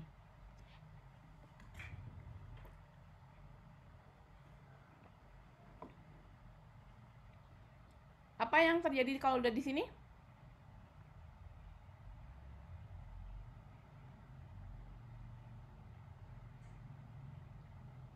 Rawan patah nggak Bu? Jadi Yang patah sebenarnya di sini, tapi ini dia udah bengkok ya. Udah plastic deformation tadi, udah deformasi plastik atau dia udah mulai bengkok. Jadi kalau istilahnya kalau istilahnya kalau jembatannya itu udah kayak keberatan ya. Kalau kalian pernah lihat lemari buku yang kepenuhan terus nanti dia bengkok gitu ya. Nah, itu dia udah bengkok gitu. Nah, jadi memang kalau untuk desain kita pengen dia di bawah kuat yield strength-nya, di bawah dari kuat luluh gitu. Tapi di sini sebenarnya nggak apa-apa juga gitu. Karena kan masih belum sebenarnya, cuman hati-hati udah lebih prone bengkok, nanti baru dia patah gitu. Kadang plastic deformation itu sangat dibutuhkan juga misalkan di mobil ya, mobil sedan gitu. Jadi misalkan di mobil, terutama misalkan mobil sedan gitu kan, ketika dia misalkan kecepatan tinggi, ketika dia nabrak itu kan si bebannya itu kan dikena ke si materialnya ya. Nah, itu di materialnya entah patah ya. Kalau misalkan dia nggak punya plastic deformation, dia akan langsung cepat patah gitu. Tapi kalau misalkan dia punya plastic deformation, maka yang terjadi adalah si mobilnya itu akan ngeringsek. Jadi dia akan nyerap energinya, kemudian dia ngeringsek gitu. Jadi akhirnya bagian depannya aja yang ringsek, tapi si orangnya nggak terlalu mental gitu karena udah keserap di depan. Nah, ilmu itu kalau misalnya di teknik mesin ya, itu disebutnya juga tentang crashworthiness. Jadi salah satu topik disertasinya Pak Karim tuh yang di mesin, dia meneliti tentang itu crashworthiness. Jadi kalau suatu benda dia kalau misalkan di impact, kena impact testing, itu dia seberapa ringsek gitu, seberapa cepat dia bisa nyerap energinya lah istilahnya gitu. Nah, ini kenapa itu penting? Nah, ini selanjutnya akan ada hubungannya dengan sifat yang berikutnya. Coba kita ada nggak ya di berikutnya ya? Ini ada contoh ya. Nanti kita baca balik lagi ke sini. Sebelum itu nanti sebelum kita lanjut, sebenarnya itu namanya adalah ketangguhan ya. Nanti ketangguhan. Sebelum kita bahas ketangguhan, kayaknya kita harus lihat dulu contoh dulu deh. Saya mau tanya ya, jadi ini contoh grafik yang suka ada di ujian. Saya juga ambil dari buku Kalister ya, nggak jauh-jauh. Anda bisa baca di sini biasanya ada 2 jenis unit, ada yang SI atau ada yang ini ya. yang bukan SI ini gitu, ada yang PSI di sini. Kemudian strainnya, kalau strainnya nggak ada, dia nggak ada satuan ya, karena dia delta L dibagi L0. Nah, di sini berapakah, nah kalau ketika pengen kita tahu berapakah misalnya di titik berapakah tensile strength-nya.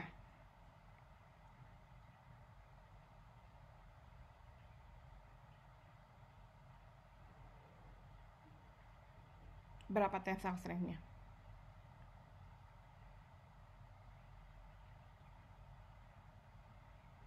Yang mau bantu jawab? Siapa yang mau jawab? Berapakah kuat tarik dari material kuningan dari datanya ini?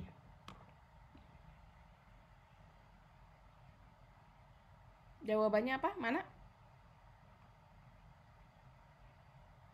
Kalian bisa annotate nggak?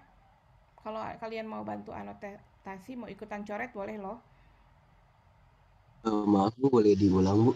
Ya, saya mau tanya ke Raffi, pertanyaan saya, berapakah kuat tarik dari material kuningan ini? Kuat tarik atau tensile strength?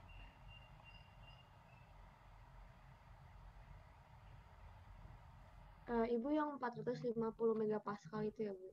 Betul ya, itu betul jawabannya ya. Yang ini siapa namanya? Maritza, Bu. Maritza, oke betul Maritza. Jadi kalau ditanya berapakah kuat tariknya, cari yang paling maksimum, itu tensile strength-nya ini gitu. Makanya nanti kalau ujian pasti 2 hari sebelumnya itu pasti harus dikasih kertas-kertas yang perlu kalian print ya. Karena kan kalau kayak gini kan harus pakai pensil ya, harus pakai pensil, pakai penggaris terus dibaca berapa gitu. Nah kalau ini kebetulan udah dibacain ya sama contohnya. Jadi ini adalah 450 megapascal gitu. Kemudian pertanyaan berikutnya saya, berapakah kuat luluhnya atau yield strength-nya? Nah, sebenarnya kalau kuat luluh itu dia kan ke sini ya. Nah, jadi sebenarnya kalau misalkan gambar kita cukup besar, kita bisa lihat di sini, cari yang offsetnya 0,0002, 0,002 di sini, berarti 0,10. Begitu 0,1, terus cari 0,002. Tapi karena mungkin nggak kelihatan set ke sini ya, kecil banget gitu, maka ini dipergede dan dia ini diperpanjang, diperbesar si apa yang bagian pertamanya ya di sini ya. Jadi ini kita tarik ke sini. Nah, kita cari data yang dia sampai 0,002. Jadi ini 0,005, dia 0,002. Kemudian pakai penggaris, tarik garis yang paralel dengan si garis ini. Nah, jadi di sini sebenarnya dia mengalami elastic deformation. Kemudian di sini udah nyampur mulai plastic deformation, deformasi plastik. Nah, tapi kita konsensusnya adalah untuk yield strength adalah tarik garis ke sini, terus di sini, terus kita baca ke sini gitu ya. Nah, ini dibacanya dia dapat berapa? Dapat 250 megapascal gitu. Jadi kita dapat 50 megapascal gitu. Itu adalah yield strength-nya ya. Nah, jadi artinya kalau misalkan kita turun ke sini, dia bisa sampai lurus ke sini gitu. Oke, yang tensile strength oke. Kemudian kuat luluh udah, yield strength udah. Berikutnya ya, boleh. Itu untuk yang yield strength-nya kan di 0,02 ya Bu ya. Terus itu di garis tarik apa? Ditarik garis lurus ke atas atau miringnya tuh seberapa ya Bu ya harusnya? Ya. Nah, miringnya itu harus bikin garis paralel. Kamu pernah nggak bikin garis paralel? Mungkin harus pakai penggaris ya. Maksudnya yang dia paralel dengan garis ini. Jadi jangan ke atas ya. Jangan ke atas tapi yang paralel. Jadi paralel tuh gini ya. Nah, gitu, garis-garis paralel lah. Tahu garis paralel gini? Jadi bikin paralel ini satu. Jadi paralel itu, nah nih. Jadi kalau ini kebetulan misalnya miringnya ke sini, kalian cari piring yang miring ke sini. Ini garis paralel. Pernah kan tahu cara harus pakai penggaris ya? Ingat nggak? Ada penggaris di bawahnya lagi buat ngegeser dia jadi bikin garis paralel. Gitu. Menjawab nggak? Oh iya Bu, jadi jarak antar garis yang dari 0 sama 0,02 itu sama ya Bu, Ya, maksudnya gitu ya. betul betul. Harus bikin kayak gitu ya. Oke ya. Oke. Nah, isot udah. Kemudian modulus elastisitas. Gimana saya tahu data modulus elastisitas? Dia kan ini ya, stres. Kurang enakan ya, saya pakai ini aja. Stres dibagi strain. Aduh, saya hapus dulu deh.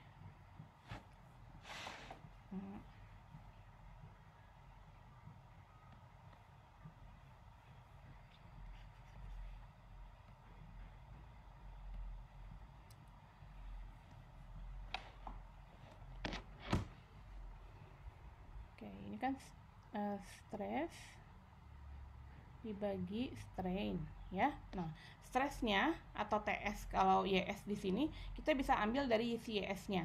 Jadi kita bisa ambil dari si YS-nya di sini titiknya. Kemudian offsetnya tapi atau enggak kalau misalkan atau kalau kayak gini sih kalian ambil ininya aja, ambil deltanya aja ya. Jadi kalian ambil deltanya aja. Jadi kalian bisa ngambil di titik manapun, misalnya kalian ambil titik di sini sama di sini. Maaf. Control Z. Titik di situ. Oke. Sorry.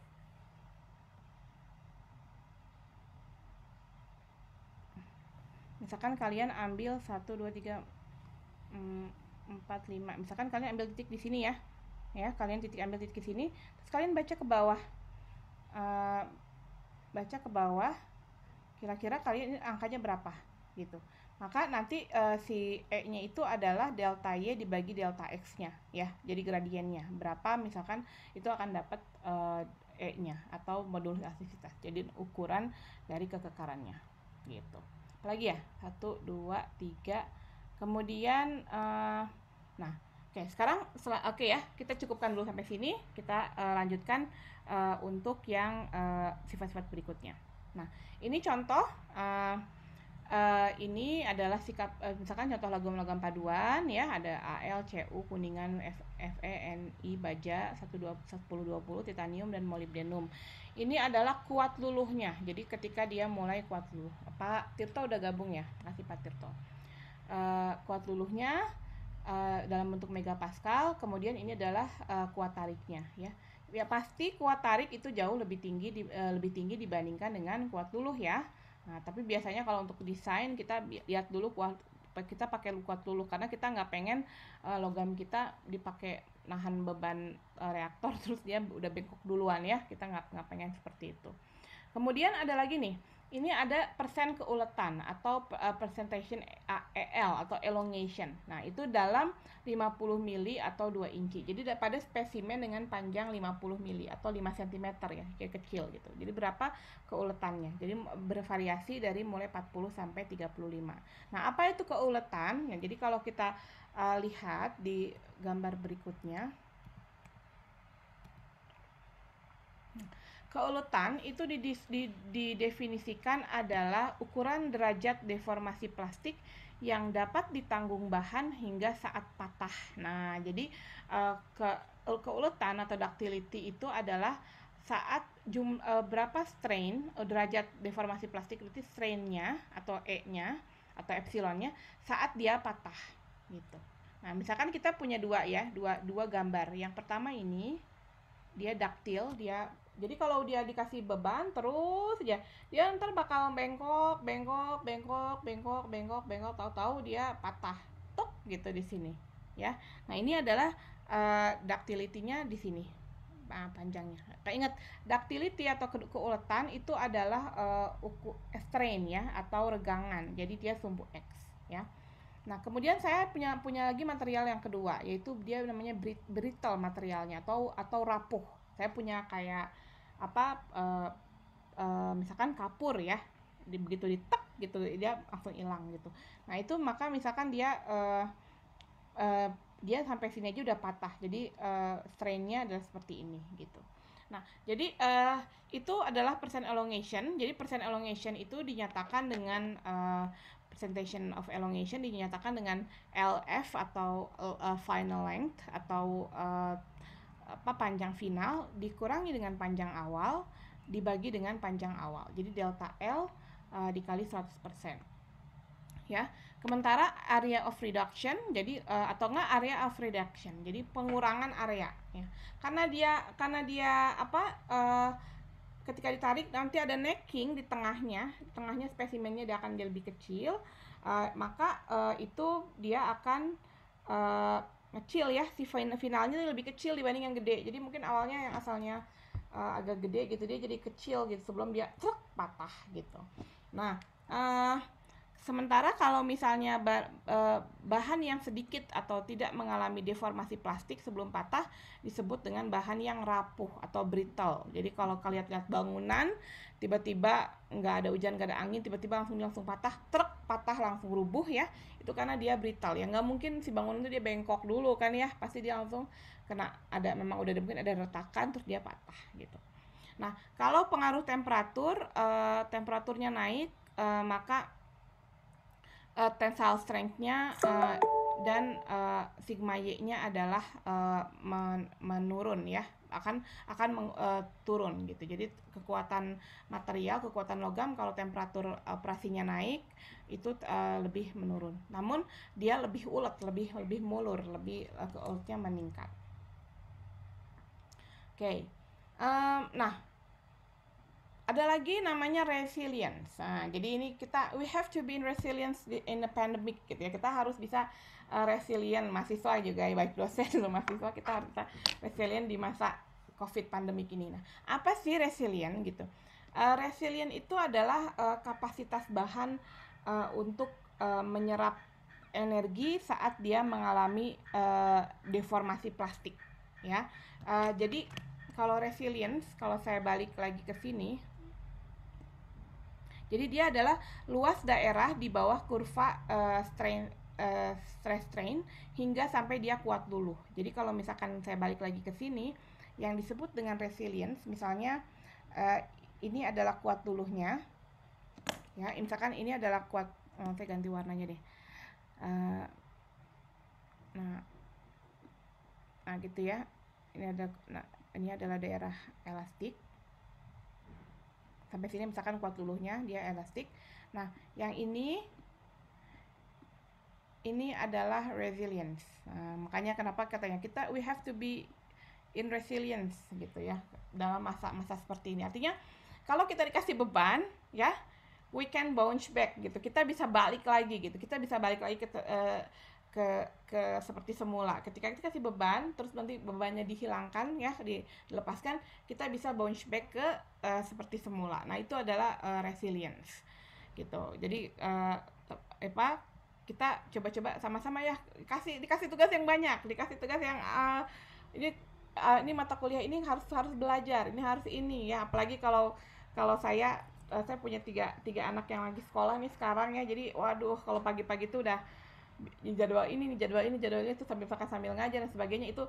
Nah, beban gitu, tapi gimana how we can bounce back dan kita tetap bisa produktif misalkan. Nah, itu contoh ya resilience. Nah, resilience itu dia jadi kalau kita lihat dia adalah luas di bawah kurva. Tadi ya, luas di bawah kurva untuk dia jadi satuannya sebenarnya energi. Jadi satuannya adalah energi di per volume ya. Jadi adalah Pascal lah kira-kira ya. Kemudian bentar, yang ini nah jadi satuannya adalah energi regangan per satuan volume untuk memberi tegangan pada bahan hingga dari awal hingga mulai luluh gitu. Sehingga kalau misalkan kita lihat di sini, balik lagi ke sini, jadi dia gambarnya adalah segitiga ya, kira-kira segitiga antara setengah dikali sigma epsilon saat dia mulai luluh, kita sebut aja Y ya. Terus anggap aja di sini adalah sigma Y gitu. Nah, itu adalah resilience. Oke, semoga kita semua punya resilience yang tinggi ya dalam menghadapi kondisi yang mau nggak mau ya. Dan misalkan dari dosen juga, dosen pengen banget, kalau dari kami pasti pengen ngajarnya di depan kalian gitu, karena lebih bisa satu-satu kalau pakai papan tulis dan sebagainya, tapi ternyata nggak bisa. Kalian pun harus mau nggak mau ya harus bisa belajar ya dari kuliah. Nah, itu yang resilience-nya kita. Nah, jadi bahan yang resilience itu adalah bahan yang punya kuat buluhnya tinggi dan juga E-nya lebih rendah, jadi atau modulus elastisitanya jadi nggak boleh terlalu kekar. Jadi itu dipakai untuk bahan konstruksi pegas, karena ketika dia dikenakan beban dia akan menyerap energi. Ketika dia dilepaskan di daerah elastiknya itu, dia akan mengeluarkan lagi energinya. Oke, nah kemudian tambahan lagi selain dari resilience adalah ketangguhan atau toughness. Nah, toughness ini adalah kemampuan bahan. Yang kalau tadi resilience dia hanya sampai elastik, kalau toughness dia menyerap bahan sampai dia patah. Nah, jadi udah kita resilience ya. Nah, kita selanjutnya adalah toughness. Tangguh nggak kita nih? Tangguh nggak kita menghadapi segala tantangan tiap hari nih kayak gini nih. Nah, tangguhan ini kita harus ukuran menyerap bahan sampai kita patah, terus ditambah di tempat terus ya. Kalau ditambah terus ada tugas ini ada apa segala macem ya, terus di tempat sampai kuatnya berapa lama nih, sampai patah, sampai udah nggak kuat lagi. Ini adalah ketangguhan. Toughness, ukuran kemampuan bahan untuk menyerap energi hingga patah. Pembebanannya dia dinamik, nanti ada impact test atau ada notch toughness. Ada juga namanya fracture toughness. Fracture toughness itu adalah ketahanan bahan untuk dia tetap seperti itu kalau dia sudah punya retakan ya. Bisa jadi kalian punya tangkinya tuh udah, misalkan dia tebalnya tuh setangkinya misalnya 5 mm ya, 5 mm tangki gitu, udah atau misalkan 1 cm lah, agak tebal misalnya. Kemudian dia punya retak dikit gitu ya, retaknya mungkin 0,5 mili misalnya, sedikit gitu. Nah, tapi seberapa tangguh si material itu agar dia tetap nggak pecah, nggak patah, itu namanya adalah fracture toughness. Kalau fracture toughness-nya rendah, itu dia lebih gampang, retaknya itu gampang menjalar, kemudian dia bakal patah gitu. Benda yang punya fracture toughness yang rendah adalah keramik ya, keramik atau beton gitu. Kalau dia udah punya retak dikit aja dia nggak kuat nih gitu, dia akan lebih patah gitu. Nah, jadi kalau kita lihat ke sini, pembebanan statik adalah low strain rate, maka ketangguhan adalah luas daerah di bawah kurva strain dan stress dan strain hingga patah. Satuan ketangguhan juga sama seperti satuan dari resilience, adalah energi per satuan volume bahan. Nah, jadi kita kalau lihat balik lagi ke sini, ketangguhannya berarti apa ya? Luas permukaan kurva sampai di mana ya?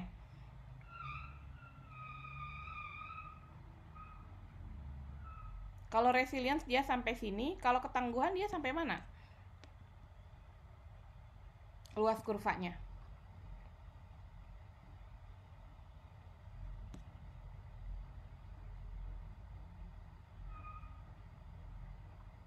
Nah, kalau misalkan resilience adalah luas di bawah kurva, misalkan untuk yang baterai daktil ya di sini ya.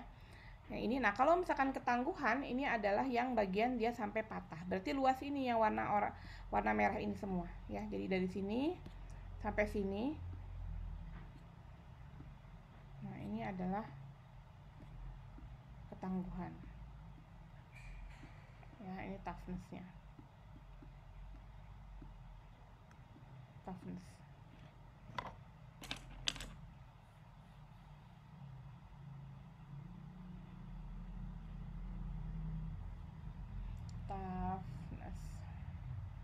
Ya, jadi ini toughness, yang ini adalah resilience gitu. Menurut kalian ketangguhannya lebih tinggi mana? Material yang brittle atau material yang ductile? Yang rapuh atau yang ulet? Mana yang lebih tinggi dari ketangguhannya?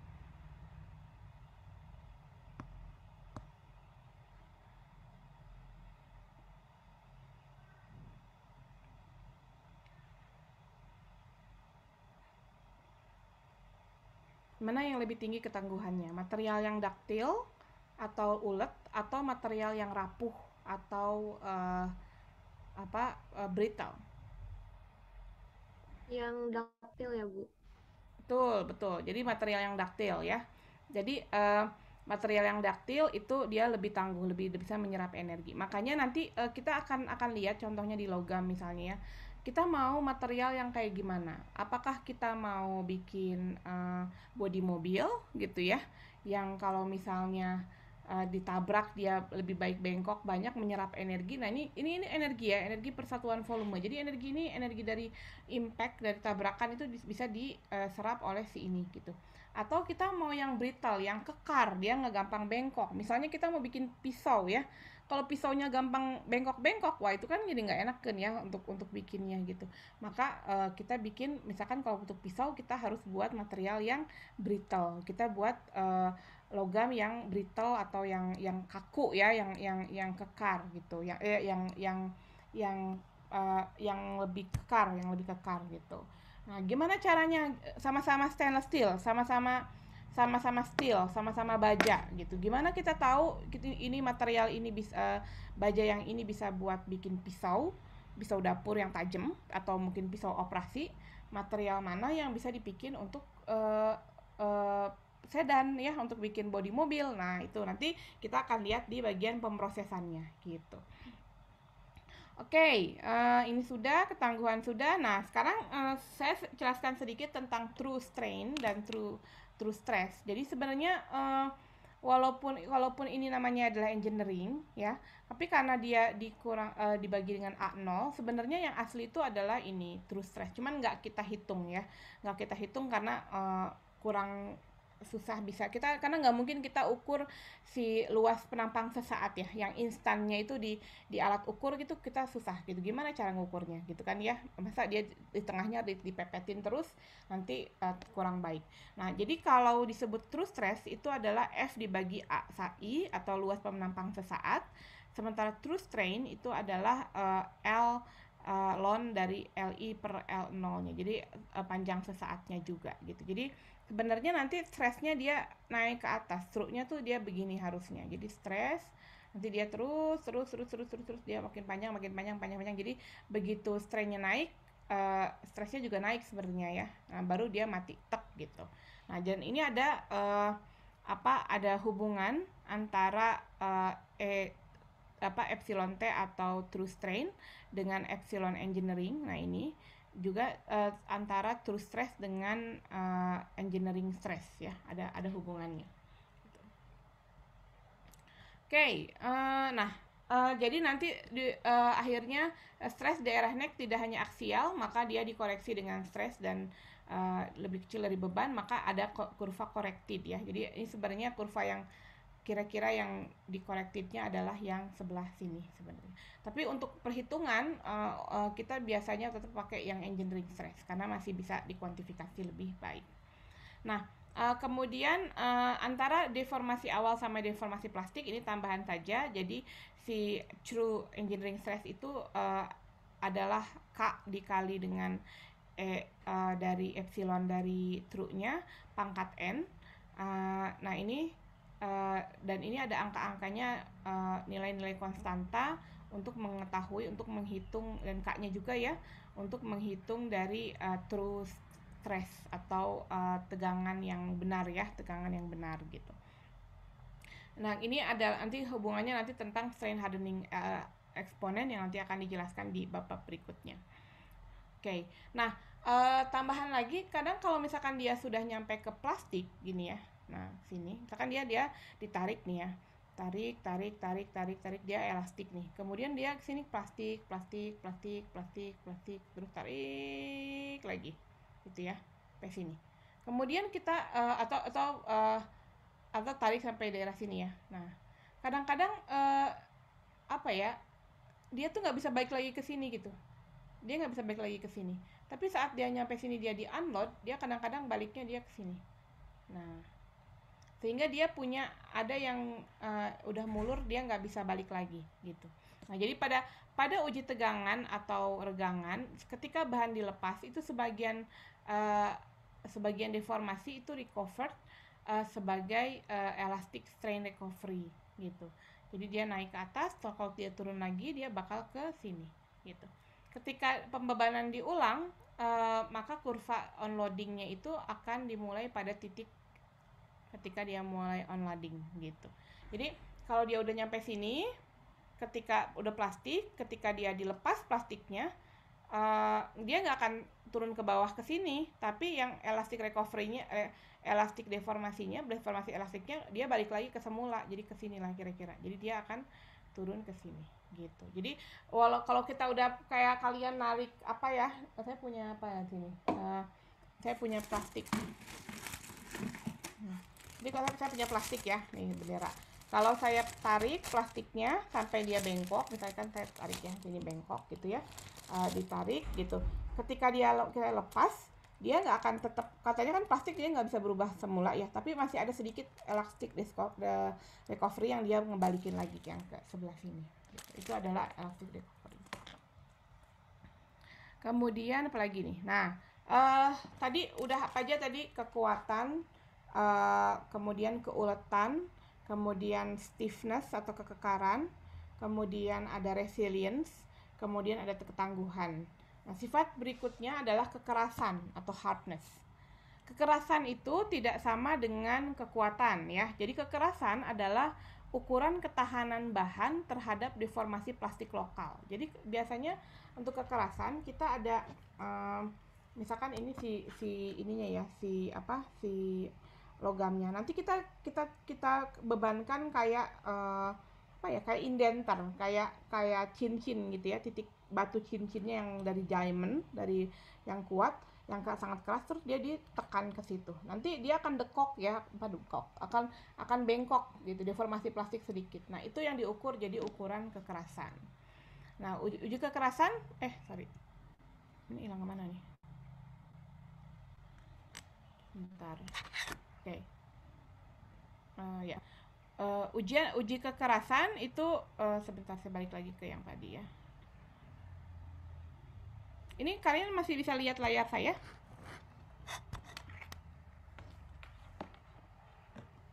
Masih Bu. Iya. Ntar saya lepasin ininya dulu biar kelihatan. Ntar, nah, jadi biasanya kekerasan ini lebih sering dipakai untuk uji mekanik ya, karena dia lebih sederhana dan tidak mahal, kemudian relatif tidak merusak dan dapat memperkirakan dari sigma, jadi lebih gampang juga gitu. Nah ini, jadi ada permukaan ya, misalkan contohnya ini Vicker, kemudian kita lemparkan atau kita tekan si ujung indenter ini, kemudian kita tekan sampai dia ngebengkokin gitu. Nah, jadi ini adalah yang bagian bengkoknya. Sebenarnya ada videonya ya, mungkin minggu depan biar kita bisa sama-sama lihat seperti apa kekerasan itu. Nah, nanti dari sini bahkan nanti ada formulanya, ada HB, ada HV, dan HK. Jadi jenis-jenis tes yang berbeda. Oke, nah ini ada uji-uji kekerasannya, ada namanya kekerasan Rockwell, ada kekerasan macam-macam, juga ada kekerasan Brinell, misalnya ini kekerasan Brinell seperti itu. Namun secara umum nanti tuh ada hubungan yang cukup empirik antara kekerasan dengan kuat tarik gitu. Jadi kalau ini kekerasan sekian, itu berkorelasi dengan kuat tariknya gitu. Jadi ini adalah contoh perbandingan skala-skala kekuatan. Ya, jadi ini adalah skala plastik. Plastiknya mungkin skala 15 Brinell. Kalau aluminium itu mungkin sekitar kalau yang Brinell mungkin sekitar berapa nih? 50-an. Kalau Rockwell masih kecil 0 gitu ya. Kalau steel yang baja yang gampang di mesin, gampang dibubut, gampang dipotong-potong, gampang di shape ya, gampang dibengkokin gitu ya. Banyak yang diraut ya, banyak yang gampang diserut, itu lumayan agak naik jauh lebih tinggi. Kalau yang udah keras itu lumayan jauh lebih tinggi lagi.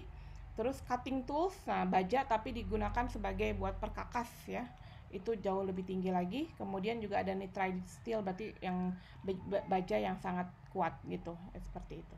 Dan kemudian kalau kita lihat lagi untuk mineral ini gipsum ya, talek, gipsum itu rapuh sekali. Kemudian ada batu kapur, kemudian ada silika, dan paling tinggi ada skala tertingginya adalah diamond gitu. Nah kemudian ada juga desain atau safety factor ya, desain safety factor, perhitungan beban hanya sebagai pendekatan, nanti biasanya dikalikan lah, intinya di safety factornya dikalikan. Jadi misalnya tegangan yang aman buat kerja adalah si sigma Y-nya atau kuat luluhnya itu dibagi dengan N-nya. Jadi misalnya kalau misalkan sigmanya kuat luluhnya adalah 100 atau misalkan sekitar 500 tadi megapascal, sebenarnya kita amannya itu jangan di 500-nya itu, malah pakai safety factor. Misalkan safety factornya 2 gitu.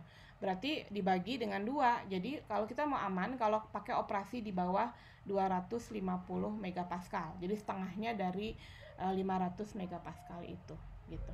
Nah, kalau N-nya terlalu besar, maka nanti harga dan berat bahannya juga naik ya, berarti ekonominya juga akan tinggi. Tapi kalau N-nya kecil, takutnya kita nggak aman juga ya. Jadi itu ada rule of thumb-nya kapan dia desain safety factor. Oke, mungkin kita akan lanjutkan minggu depan saja ya. Ada latihan, ada jawaban ya. Nah ini ada latihan-latihan. Dan juga saya sebenarnya masukkan juga tugas 2, tapi saya kumpulkannya sampai minggu depan. Jadi hari minggu depannya lagi, sehingga minggu depan kita masih bisa jawab tentang latihan-latihan gitu ya, seperti itu.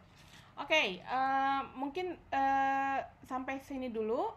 Silahkan, ada yang mau bertanya? Kebetulan aku boleh bertanya, Bu? Ya, silakan Sabrina. Saya masih penasaran, Bu, untuk yang tegangan. Sebentar, Bu. Untuk yang stiffness itu kan rumusnya epsilon dibagi sama ductility ya, Bu? Salah apa? Tegangan ya, sigma. Ya, sigma maksudnya. Nah, sigma itu yang mana ya, Bu? Sigmanya yang yield strength atau tensile strength, Bu? Oh ya, nah betul, pertanyaan bagus. Untuk ngitung ya, epsilon, stresnya boleh yang mana aja selama dia masih di dalam elastic deformation. Jadi kamu cari satu titik di sini, ya. Selama ini kan masih elastic deformation ya, yang masih, misalkan kita cari ngambil ini ya, contohnya ya. Misalkan ini kan dia elastic deformation, ya. Kamu cari yang masih garis lurus, terus kamu titik ke sini, kamu lihat ke sini, ke sebelah ke bagian vertikalnya, maka itu adalah si sigmanya gitu. Jadi nggak harus sigma Y sebenarnya, karena kalau sigma Y dia udah agak ngebengkok sedikit. Cari aja angka sigma di sini gitu. Kemudian dari titik ini lihat paling ke bawah, cari regangannya berapa angkanya ya, si regangan si epsilon ini. Jadi sigma dibagi epsilon.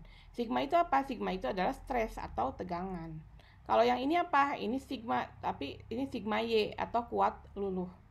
Tapi kalau ini ada yang ini adalah nilai-nilai tegangan gitu.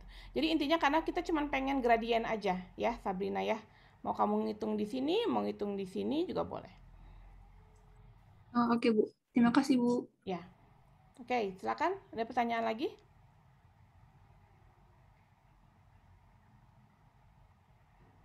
Yang lain ada yang pertanyaan? Kalian boleh ya dilihat-lihat ya, nanti sambil jalan pas ada waktu juga saya akan masukkan ada beberapa video juga yang baik dari Profesor Shackelford maupun saya pernah punya video cara testingnya gimana biar kalian lebih kebayang. Saya akan mungkin secara susulan ya akan dimasukkan di learning video di EduNext gitu ya. Oke, karena waktunya juga sudah mepet juga, saya juga ada kuliah lagi, buka Zoom juga di sini. Saya akhiri dulu ya, saya stop dulu recordingnya dulu ya.